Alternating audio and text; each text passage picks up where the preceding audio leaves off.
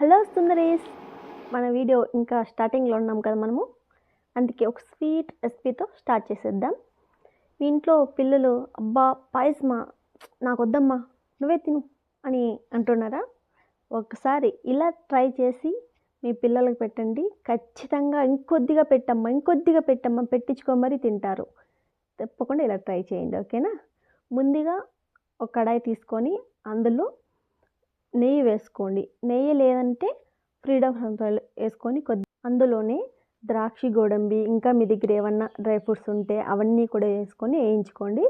ఇక్కడ నేను gold colour వచ్చేలా వేయించుకుంటున్నాను.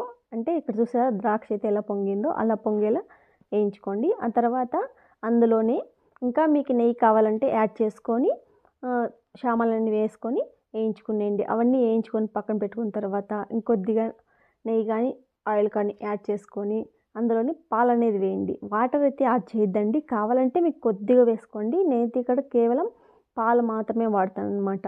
ఈ పాలన్నీ కూడా బాగా బుడుగులు వస్తాయని చూడండి, అలా బాగా తెరలేటప్పుడు కరెక్ట్గా షామాలు అనేది యాడ్ చేసుకోండి. అంటే ముందుగా వేయించి పెట్టుకుంటాం కదా, షామాలు యాడ్ చేసుకొని అవి కూడా చూడండి బాగా ఇలా వేసిన తర్వాత అట్లే వదిలేయకుండా ఇలా కలుపుతూ ఉండండి. ఎందుకంటే గడ్డలు కట్టకుండా ఉంటుందన్నమాట.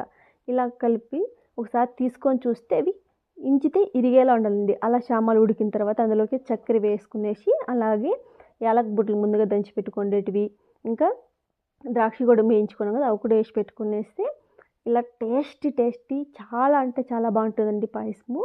ఇలా ఒక్కసారి ట్రై చేసి మీ ఇంట్లో మీ పిల్లలకి మీ వాళ్ళకి పెట్టండి, ఓకేనా?